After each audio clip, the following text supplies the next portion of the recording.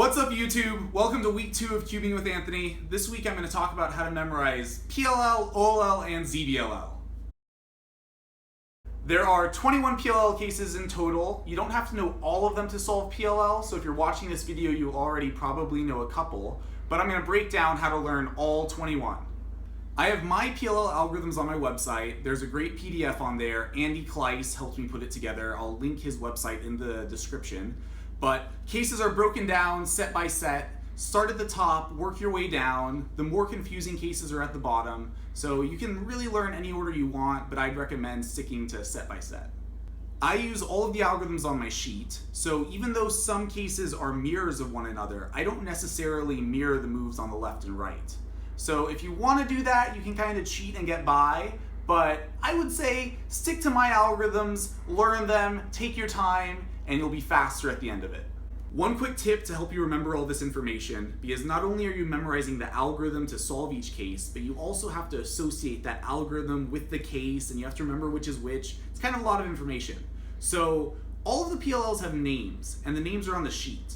And the names pretty much correspond to what the cases look like. There are some weird ones where you're like, that doesn't look like a F or whatever. But let me give you an example. So this is a T perm, and what's going on is these two corners are switching and these two edges are switching.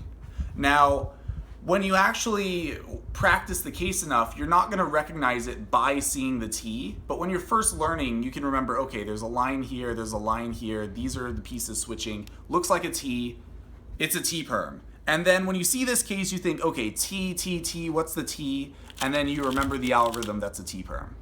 So all of the letter names are on that sheet. So as you go through and learn case by case, learn the letter names too. Now on to OLL. Like PLL, there's a link to a PDF in the description below. The PDF has the algorithms broken down into similar shapes. Learn them shape by shape. Like treat it as one set that you have to finish before moving on to another one. The only order that's important to keep in mind is that you want to make sure you know all of the cases with the cross already oriented, edges oriented, which are going to be in the top left of the PDF. You want to learn those first. And then you want to leave the dot cases, which are the cases in the bottom right, for the very end. Outside of that, learn any order you want. Just make sure you learn all of one set of shapes at the same time.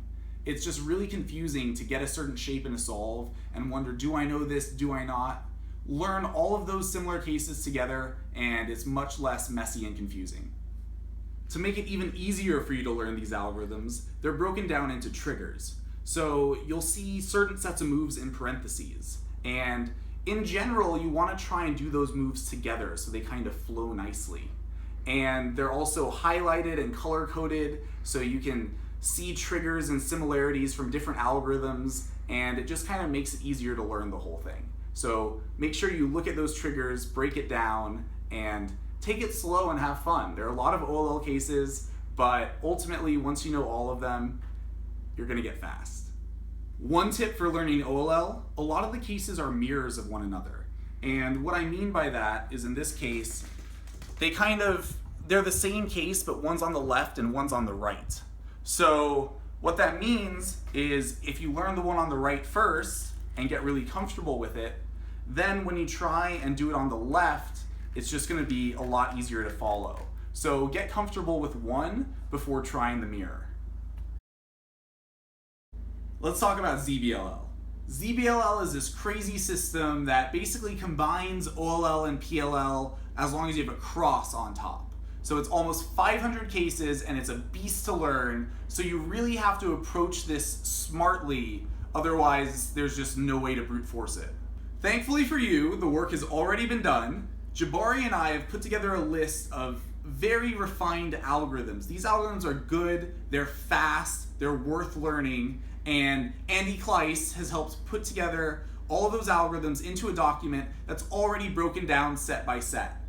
It is learnable, it is manageable. Jabari and I use this system, and here are some tips so that you can too. Tip 1, don't learn soon and anti-soon. Both of those algorithms are so fast that factoring in the recognition time for the case and the algorithms and the learning process, it's just not worthwhile. until you're at like a crazy high speed cubing level. So for now, let's not talk about soon and anti-soon. The PDF I have linked below only has the other 5 sets, so let's talk about those. All of the cases are broken down into sets. So within each of those 5 OLLs, there are 6 COLLs. COLL is the corner orientation of the last layer. Basically, COLLs is looking at the OLL and the corner permutation. And if that's a little confusing, you'll figure it out once you take a look at the document. But cases that look similarly are grouped together. There are typically 12 to a set, and I can't tell you this enough, but learn an entire set at once. Don't mess around with different sets, just learn those 12, then move on to the next one. In order to learn the 12 algorithms per set, you're going to need to break the algorithms down. Now, the way I break the algorithms down is by tracking pieces on the cube. I like to look at like an F2L piece and watch where it goes around the cube as you perform the moves. So as the pieces are moving around, you can come up with some story about the piece going over here and coming back over there a different way, whatever gets you to remember the algorithm for a short period of time, because once you've got that story down and you can do the algorithm, you need to drill these cases over and over and over again over the course of several days until all 12 cases at that point are embedded in your muscle memory and you don't need the story anymore.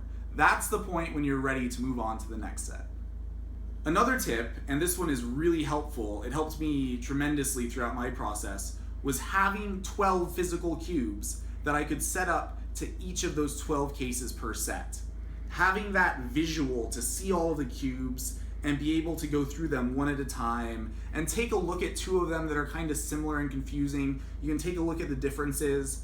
Having that visual of all 12 at once is key. Once you finish learning a set of algorithms, there are 2 really important things to keep in mind.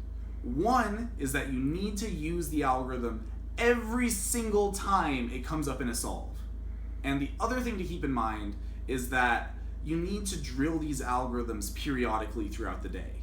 I find that doing 4 10-minute sessions where I just go through case by case, just boom, boom, boom, boom, boom, even if I only do them once each, if I do that 4 times a day, every day, rather than once a day for 40 minutes, that's going to be better in the long run.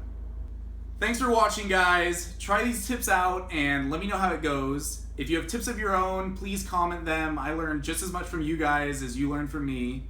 And once again, subscribe to this channel, like the video. I'm posting more content.